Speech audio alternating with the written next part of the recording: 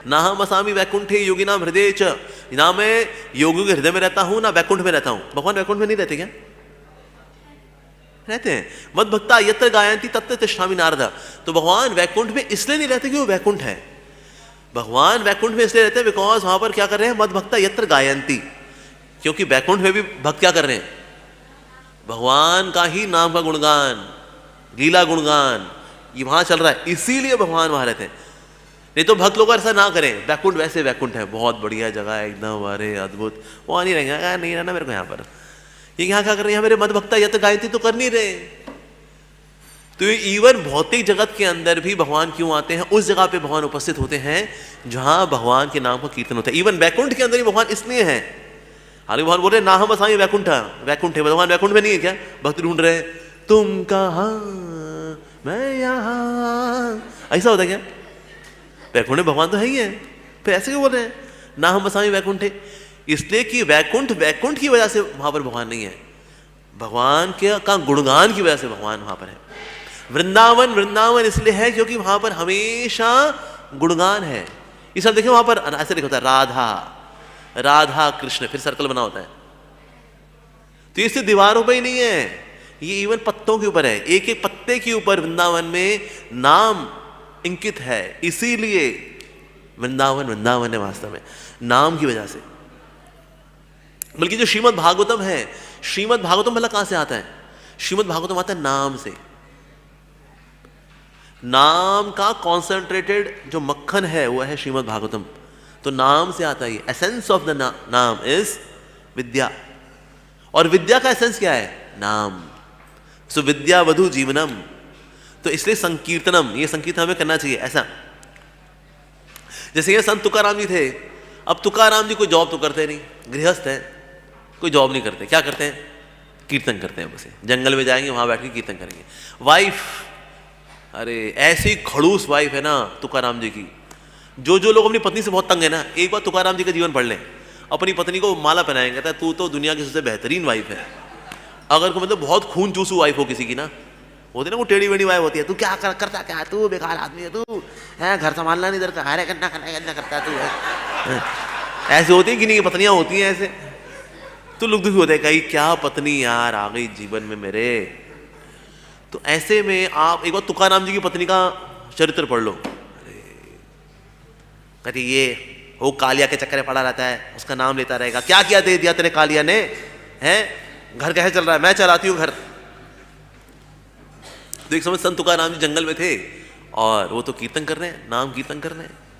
अब ये जब आ रही थी साथ में खाना लेकर, कहता पता नहीं कहाँ बैठा होगा जंगल में, वहां पर भजन कीर्तन कर रहा है, घर कौन ही संभाले। चलते चलते जो उसके पाँव में कांटा लगा। अब कांटा लगा था, अरे तो चला ही नहीं जा रहा। तो भी एक बड़ा सुंदर सा व्यक्ति आया, और सुंदर से व्यक्ति आया, कहते अरे माँ क्या हो गया? अरे कांटा लग गया क्या? अरे मैं निकाल देता हूँ। कहते हाँ निकाल दे रहे भैया। पाँव ऊपर करके कांटा निकाल दिया, आराम से निकाल दिया। कांटा निकाला, दर्द भी नहीं हुआ, और उनका हाथ का स्पर्श पाया जो उनके चरणों ने, वाइफ ने, वाइफ डिवोटी नहीं है, खड़ूस है वहां, खड़ूस निकाला, कांटा निकाला और हाथ का स्पर्श। कहते तेरा हाथ कितना सौम्य है, क्या तू कितना सुंदर है, जंगल में इतना सुंदर व्यक्ति भला कैसे हो सकता है? तू कहां से है? तू कोई कबीले से है क्या? तू कबीलों लगता तो नहीं है तू जैसा तो है। तू कौन है? तू? कुछ नहीं, मैं तो तेरा सेवक हूं। कहते मेरा सेवक कहां से है? कहता है अरे आपके पति है ना तुकाराम जी, असल में उनका सेवक हूं। तो मुझको पता है आप उनकी सेवा में जा रही हो, और वो तो कीर्तन में व्यस्त रहते हैं, इसीलिए मैं आपकी सेवा करने के लिए आया हूँ। कहते अरे बड़ा प्यारा बच्चा है तू। मैं मुझको तो पता नहीं मेरे पति ने कब से सेवक रख लिया। वो तो उसके बाद एक ढेला कौड़ी नहीं है सेवा को सैलरी देने के लिए, और तू तो इतना अच्छा सेवक है, इतना सुंदर सेवक है। तेरा बड़ा धन्यवाद। उसके तो भगवान के सर पे हाथ रखा, जल्दी फिर पहुंची तुकाराम जी के पास। क्या तुमने सेवक कब से रख लिए? तुम्हारे से कोई लक्ष्मी है नहीं तुम्हारे पास। पाँव मेरा कांटा लगा था, पता नहीं कहाँ से, इतना सुंदर था, श्याम वर्ण था उसका, तिलक लगाया था उसने, और उसने इतने आराम से मेरे पाँव से कांटा निकाला। कहा था तुमने तो कभी घर के तो ले तो सेवक रखा नहीं, जंगल में कौन सा सेवक तुमने पाल कर रखा हुआ है? तुकाराम जी ने कहा सेवक मेरा कहाँ से सेवक आ गया जी? अरे अरे विट्ठला विट्ठला विट्ठला, ये और कोई नहीं, मेरे विट्ठल ही हैं। क्योंकि तुकाराम जी कीर्तन करते हैं और कीर्तन में व्यस्त हैं और उसकी वजह से घर की जिम्मेदारी नहीं देख पाते। भगवान खुद सेवक बनकर के आगे उस पत्नी की सेवा करने के लिए जो भक्त नहीं है। ये चरण धूलि किसकी? जो भक्त नहीं है। ये भगवान किसकी कर रहे हैं? क्योंकि पति कीर्तन करता है, इसीलिए। तो कीर्तन करने वाला व्यक्ति भगवान को कितना अधिक प्रिय है हम सोच भी नहीं सकते वास्तव में। साथ ही जो कीर्तन है इज ऑल प्यूरिफाइंग। ये आता है पद्म पुराण के अंदर, पाताल खंड में आता है। ये नारद मुनि बता रहे हैं, चक्रायुधस्य नामानि सदा सर्वत्र कीर्तयेत, न शौचम कीर्तने तस्य स पवित्र करो यतः। वहां से भगवान का नाम हमेशा हर परिस्थिति में लिया जा सकता है। सर्वत्र कीर्तयेत, ऐसा कोई स्थान नहीं है जहां भगवान के नाम का कीर्तन नहीं हो सकता हो। नाम जहां नहीं ले सकते, हमेशा ले सकते हैं। इवन शौच करते वक्त भी ले सकते हैं। जैसे महाप्रभु के साथ जो जीवा है हमेशा नाम लेती रहती है, नाम लेती रहती है। तो एक बार एक समय जो शौच कर रहे थे तो उन्होंने जीवा को पकड़ लिया ताकि ये हिले ना, नहीं तो ये तो कृष्ण कृष्ण कृष्ण करती रहती है, हरि हरि करती रहती है, तो पकड़ लिया। तो वहां गोपाल नाम का एक भक्त आया, अरे आपने ऐसे जीव को क्यों पकड़ा हुआ है? महाप्रभु ने कहा, मेरी जीव को आदत है ना नाम लेने की, पर मैं तो शौच कर रहा हूं इसीलिए। तो गोपाल ने कहा कि अगर ऐसा हो जाए कि शौच करते करते किसी के प्राण निकल जाए तो मतलब उस नाम नहीं ले पाएगा उस वक्त, तो उसे नाम तो हमेशा लेना चाहिए। महाप्रभु ने कहा, तुम ऐसे भक्त हो जो कि मेरे को भी उपदेश दे सकते हो। तो और उपदेश देना गुरु का काम होता है। आज से तुम्हारा नाम गोपाल गुरु, तो ये आगे जाके बने गोपाल गुरु गोस्वामी, कि हर परिस्थिति में हम नाम ले सकते हैं। नहाते हुए, चलते हुए, फिरते हुए नाम ले सकते हैं। हालांकि इसका मतलब ये भी नहीं कि जपा करते वक्त वो भी हम चल रहे हैं ना। जप करते वक्त हमें नहीं चलना चाहिए। ये जो मॉर्निंग वॉक जपा होता है ना, ये बूढ़े लोगों के लिए, जो बुजुर्ग हो चुके हैं, दिल की बीमारी है, कोलेस्ट्रॉल है, उनको यह है ये जपा वॉक करना। जैसे प्रभुपाद जी क्या करते, जपा वॉक करते थे। लेकिन वैसे हमें जपा वॉक नहीं करना चाहिए। वॉक करना अलग से वॉक कर लो आप 15-20 मिनट, आधा घंटा, लेकिन जपा तो बैठी करना चाहिए। लेकिन वैसे देखा जाए नाम लेने के लिए, कीर्तन करने के लिए पवित्र अपवित्र स्थान कुछ नहीं देखना होता, आप कभी भी कर सकते हैं। जैसे श्री गौर किशोरदास बाबा जी महाराज कहाँ जपा करते थे? पब्लिक टॉयलेट में बैठ करके। परिवार क्या है, यहां भी मल वहां भी मल, इतो परतो यतो यतो, यहां भी मल ही मल। मॉल, सॉरी मॉल बोला, मल।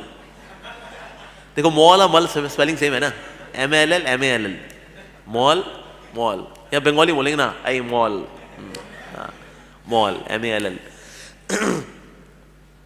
तो इसलिए ऐसे स्थान में बैठ करके वो नाम जब क्या करते थे, और उनको डिस्ट्रैक्शन भी नहीं होती कि मल है, आए आए। हमें चाहिए थोड़ा क्लीन एनवायरनमेंट। पर जिसकी नाम में रुचि आ चुकी है वो, उसको कुछ नहीं, वो तो किसी भी परिस्थिति में नाम करेगा, नाम लेगा, कीर्तन करेगा वो। तो अगर हम डिस्ट्रैक्ट हो जाते हैं छोटी छोटी चीज़ों से ना, क्योंकि ऐसा होता है ना, कुछ और आगे से कोई निकल गया, कहते हैं यार क्या है, मतलब डिस्ट्रैक्ट हो जाते हैं हम। इस मतलब नाम के साथ मेरा कनेक्शन नहीं है।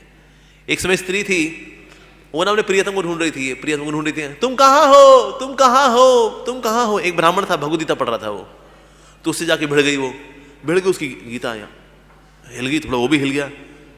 अब ये लड़की तो चली गई, अरे तुम कहाँ हो, अरे मेरे प्रियतम, अरे तुम कहाँ हो। एक ब्राह्मण बोले, ए सुन, ए सुन। ये सुनती नहीं है, और उसको रुका, ए रुक, क्या है, तू अंधी है क्या? अरे क्या हो गया? कहते मैं भगवद्गीता पढ़ रहा हूं, तो ऐसे ठोक के चले गई मेरे को। कहते ओह सॉरी, मेरे को पता ही नहीं चला। मैंने कहा आपको ऐसे ठोका? कहते और क्या, देखना चाहिए ना, हम गीता पढ़ रहे हैं भाई, कहाँ है तुम्हारा ध्यान? तो उसने बोला ये तो मुझे आपसे पूछना चाहिए, मैं तो अपने प्रियतम को ढूंढने में इतनी ज्यादा एब्जॉर्ब थी, तल्लीन थी, मेरे को तो पता नहीं चला मैंने कब ठोका आपको। लेकिन आप भगवद्गीता पढ़ने में इतने तल्लीन नहीं थे कि हल्के से ठोके तो आपका ध्यान ही भटक गया। तो किसकी एब्जॉर्प्शन ज्यादा है, मेरी मेरे प्रियतम में, आपकी भगवद्गीता में? पूछिए अपने आप से ब्राह्मण देव। ब्राह्मण का देवी जय हो। इंस्पिरेशन कभी कभी ना कर्मी लोगों से ज्यादा इंस्पिरेशन आती है कि यार जो जिस तरह से ये लोग माया की सेवा करते हैं ना, ऐसा टू गुड। इसका 10% भी हमारी एब्जॉर्प्शन हो जाए नाम संकीर्तन में, तर जाए हम, तर जाए हम। दूसरे कोई स्थान नहीं होता अपवित्र अपवित्र, सब पवित्र हो जाता है वो नाम की वजह से। हम ये जो करते हैं ना, ओम अपवित्रो पवित्रो वा सर्वस्थान गतो पीवा, यस्मरेत पुंडरीकाक्षम बाह्य अभ्यंतर शुचि ही, और फिर हम पानी छिड़क लेते हैं ऊपर, विष्णु विष्णु विष्णु विष्णु हरि हरि हरि हरि। तो हम पानी शुद्ध होते कि नहीं होते, सब मानते हैं ना? नहीं, हम नाम से शुद्ध होते हैं। एक्चुअली हम नाम से शुद्ध, हमको लगता है शायद पानी से शुद्ध होते हैं। इससे पानी नहीं होता फिर क्या शुद्ध होंगे? नाम लो शुद्ध, दैट्स इट। तो इसीलिए यत् स्मरेत पुंडरीकाक्ष, ये जो भगवान जो पुंडरीकाक्ष हैं, जिनके अक्ष जो हैं पुंडरिक यानी कमल के समान हैं, ऐसे भगवान का स्मरण करके क्या होता है? बाह्य अभ्यंतर शुचि ही, आप अंदर से बाहर से शुचि ही हो जाते हैं। पर ये कौन कर रहा है शुद्ध? ये नाम शुद्ध करता है वास्तव में। ओम अपवित्रो पवित्रो वा, not the sprinkling of the water, पानी लिया हमने चिक चिक कर लिया। कंप्लीट शुद्धता होती है नाम से।